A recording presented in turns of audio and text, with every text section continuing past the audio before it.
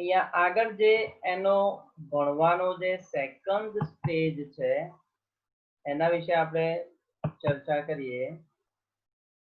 તો કહે છે કે the second stage of learning was more difficult.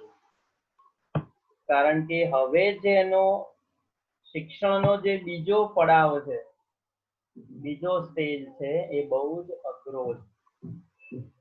કારણ કે it was also based on the sense of touch. કારણ કે હવે પછીનું જ્ઞાન એ શેના પર આધારિત છે? સેન્સ ઓફ ટચ, એટલે સ્પર્શ કરો અને જ્ઞાન મેળવો. તો ધ્યાન રાખજો કે કેવી રીતે ભણી છે, બહુ જ હાર્ડ છે. Miss Sullivan would speak a word. Miss Sullivan એક શબ્દ બોલતી and અને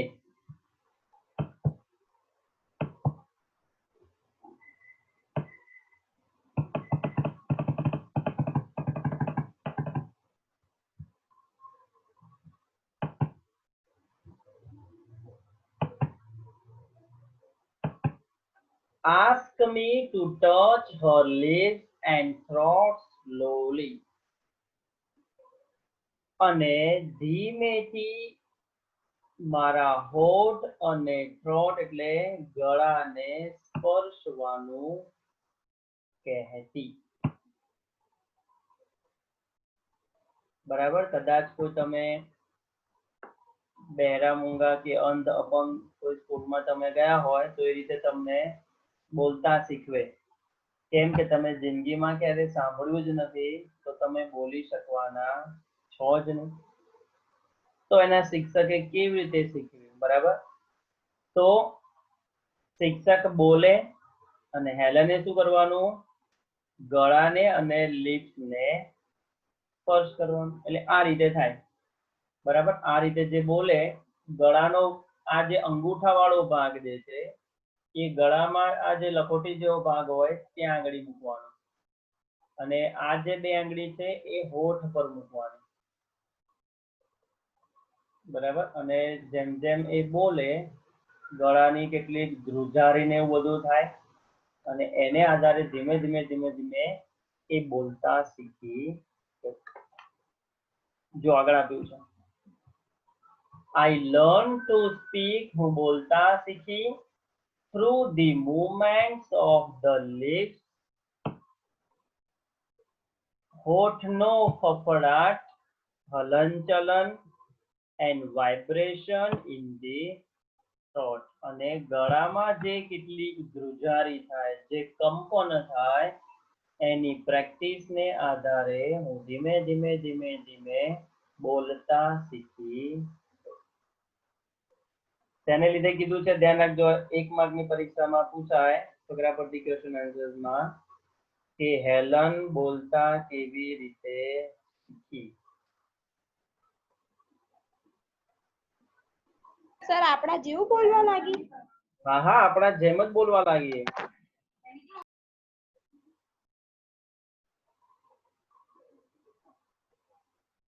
બરાબર. કેવી રીતે? તો ફરીથી સમજાવું છું કે હોઠનો ફફડાટ અને ગળાની ધ્રુજારી એ બંનેને કારણે એ શીખી ગઈ. ઘણી બધી પ્રેક્ટિસ જોઈ બેટા, એમને એમ કે 2-3 દિવસના કોઈ ખેલ નથી. When I uttered my first word, utter એટલે ઉચ્ચાર કરવો, બોલવું. જ્યારે હું પહેલો શબ્દ બોલી મારા જીવનનો, it gave me boundless delight. Most ટાઈમથી શબ્દટી કરો. બાઉન્ડલેસ એટલે અનહદ, અપાર, અને ડિલાઇટ એટલે ખુશી. મને અપાર ખુશી થઈ કે જેનો કોઈ માપદંડ નથી, જેને કોઈ માપી શકાય નહીં. અપાર ખુશી થઈ કે જેમ જ્યારે મારી જિંદગીમાં મેં મારા પહેલા શબ્દનું ઉચ્ચારણ કર્યું. Now I started talking with my toys, stones, trees, and birds in the garden. અને હવે ધીમે ધીમે બોલતા શીખી ગઈ એટલે એણે વાતો ચીતો કરવાનું શરૂ કર્યું. એના જે રમકડા હતા એ રમકડાની સાથે, સ્ટોન્સ બગીચામાં રહેલા પથ્થરો સાથે, ટ્રીઝ એટલે વૃક્ષો સાથે, અને એના બગીચામાં રહેલા પક્ષીઓ સાથે એને બોલવાનું શરૂ કર્યું. અને મજા આવી. નાનકડું છોકરું જ્યારે પ્રથમ વખત બોલતા શીખે, બરાબર, તો કે ભાઈ મામા ને પાપા ને દાદા ને કંઈક ની કંઈક લવારી કરે છે, કેમ કે એના માટે એ નવું છે. જ્યારે હેલન માટે પણ આ નવું હતું ત્યારે એ જે કંઈ પણ વસ્તુ એના હાથમાં આવે તરત જ એની સાથે એ વાતો કરવા લાગે. એ પછી એના રમકડા હોય, પથ્થર હોય, વૃક્ષો હોય કે એના બગીચામાં રહેલા પક્ષી.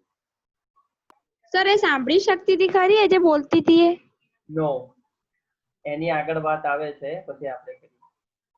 બરાબર, સાંભળી નહોતી શકતી પણ એ ગળાની ધ્રુજારી, મતલબ હોઠનો ફફડાટ, ગળાની ધ્રુજારી બોલતા શીખી ગઈ છે. સાંભળવામાં હજુ બહુ જ સમય લાગે. I felt amazed and delight. Amazed એટલે આશ્ચર્ય થવું, ડિલાઇટ એટલે આગળ પ્રમાણે ખુશ થયું. કે હેલન ને ખૂબ જ ખુશી અને આશ્ચર્ય થયું. As my sister ran to me, જ્યારે એની બહેન દોડીને એની પાસે ગઈ. વેન આઈ કોલ્ડ હર, જ્યારે એને બોલાવી. તો કહે છે કે હેલનની એક સિસ્ટર હતી, એને ટહુકો કરીને બોલાવી. એની સિસ્ટર એની પાસે દોડીને ગઈ ત્યારે એને આશ્ચર્ય અને ખુશી થઈ કે ખરેખર હું બોલતા શીખી. And my dog obeyed my command. Obey એટલે આજ્ઞાનું પાલન કરવું, command એટલે આદેશ. એનો કૂતરો એની જે કંઈ પણ આજ્ઞા છે એનું પાલન કરતો. એની બહેનને બોલાવી એટલે એની બહેન દોડતી એની પાસે આવી. ત્યારે શરૂઆતમાં શીખી અને આવી જે કેટલીક ઘટનાઓ એના જીવનમાં બની ત્યારે એને બહુ જ આશ્ચર્ય થાય, બહુ જ ખુશી, અપાર અનહદ પ્રેમ એને પોતાની જાત પ્રત્યે થાય. એન્ડ મોસ્ટ ટાઈમથી શોર્ટ ક્વેશ્ચન એ છે, I was able to speak, it was a miracle. Miracle એટલે ચમત્કાર. એના જીવનનો ચમત્કાર. હેલન ખુદ પોતે એવું કબૂલે છે કે હું બોલી શકતી હતી. કેમ? બહેરી વ્યક્તિ ક્યારે બોલી શકે નહીં એવું સાયન્ટિસ્ટ, વૈજ્ઞાનિકો પણ પ્રૂવ કરે છે. બટ એના શિક્ષકની, એની પોતાની ભણવાની ધગશને કારણે એના માટે એક ચમત્કાર, ભગવાને જાણે કે કોઈ મોટો ચમત્કાર કર્યો હોય, એ ચમત્કાર કે જાદુની વાત હેલન માટે એ જ હતી કે એ બોલતા શીખી ગઈ.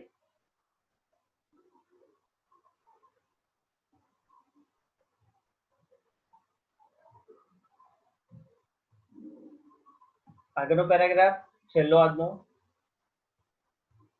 When I studied seriously, જ્યારે હું ગંભીરતાથી અભ્યાસ કરતી, it seemed more like play than work. તો મને એવું લાગતું કે હું કોઈ ભણવાનું કોઈ કામ નથી કરી રહ્યો, પરંતુ હું કંઈક રમત રમી રહ્યો. એટલા માટે સરકારે એક નવો અભિગમ શરૂ કર્યો કે પ્રજ્ઞા, પ્રવૃત્તિ આધારિત જ્ઞાન, જે મિસ સુલીવાને 1890ની સાલમાં કરેલો, એપ્રોક્સિમેટલી 130-40 વર્ષ પહેલા એના શિક્ષકે એના ઉપર પ્રયોગ કરેલો કે પ્રવૃત્તિ કરો અને જ્ઞાન મેળવો. તો હેલનના ટીચર એને ભણાવતા, તો એ ભણાવતા હેલનને એવું ફીલ થાય, હેલનને એવું લાગે કે હું કોઈ કામ નથી કરતી, પરંતુ હું કંઈક રમત રમી રહ્યો છું અને અભ્યાસ કરી રહી છું. બરાબર? તમે બ્રશ કરો છો તો એક પ્રકારનું કામ જ કહેવાય. તો એ તમે ડાયરીમાં લખો. તમે તમારી મમ્મીને કહો કે મમ્મી મેં તો બહુ મોટું કામ કર્યું બ્રશ કરવાનું, ખાવાનું બહુ મોટું કામ કર્યું. ના, કેમ કે વિજ્ઞાનની ભાષામાં એવું છે કે તમે કોઈ પણ ક્રિયામાં રસ લઈને કામ કરો તો જ એક કામ થયું કહેવાય. તમારા પોતાનું બળ, તમારા પોતાનો રસ, ઇન્ટરેસ્ટ એમાં ઉમેરો તો જ એ કાર્ય થાય. તો અહીંયા હેલન માટે પણ ભણવું એ કોઈ મોટું કામ નહોતું અંશ જેવું. બરાબર? હાય સાહેબ કલાક ભણવાનું છે, હા છે તે નો, તમે બિલકુલ રસ લઈને આનંદ સાથે કામ કરો તો એ કામ ન કહેવાય, એ આપણે રમત રમે એવું કહી શકીએ. Whenever anything delighted or interested me, ભણતા હોઈએ ત્યારે હેલનને જ્યારે જ્યારે કઈક બાબતમાં રસ પડે, કઈક બાબતમાં જાણવાની એને ખુશી થાય, miss Sullivan would talk about that.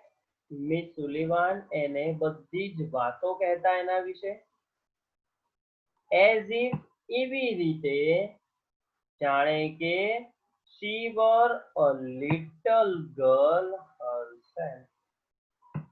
જાણે કે મિસ સુલિવાન એક પોતે નાનકડા બાળક બનીને ભણાવતા. બરાબર? તમે ઘણા બધા શિક્ષકો પાસે ભણો, મારી પાસે ભણો, તો શિક્ષકની ભાષામાં એવું કહેવાય કે મારી ઉંમર 32 વર્ષની છે, તમારી ઉંમર 15 વર્ષની છે, તો હું પણ તમારી ઉંમરનો થઈને તમને ભણાવું એ રેન્જમાં, તો જ તમને ભણવાની અસલી મજા આવે. એ પછી 60 વર્ષના કોઈ સાહેબ હોય, 50 વર્ષના કે પછી 25 વર્ષના કોઈ સાહેબ હોય, એ જ્યાં સુધી બાળકની ઉંમર જેટલા થઈને ન ભણાવે, આવડતું તો ભલે જ હોય પણ એક શિક્ષક એટલી રેન્જમાં રાખે કે બાળકને કઈ નથી આવડતું, મને કઈ નથી આવડતું અને નવું શીખવાનું છે, તો એ શિક્ષક હંમેશા સફળ રહેશે. તો મિસ સુલિવાન પણ એટલા નાનકડા બની જાય અને એ દરેક બાબતો સાથે એને શીખવે. She taught subject like science, તે વિજ્ઞાન જેવા વિષયોને શીખવતી, by making it so interesting that એ વિષયને એટલું સરળતાથી, એટલું રસપૂર્વક એ ભણાવે, that I remembered everything, કે જે મને બધું જ, રિમેમ્બર એટલે યાદ રહી, તાત્કાલિક યાદ રહી જતું એને જેટલું બી ભણાવે એ બધી જ વસ્તુ. એટલે આવું હતું એનું શિક્ષકનું એક વિદ્યાર્થી પ્રત્યેનું શિક્ષણ.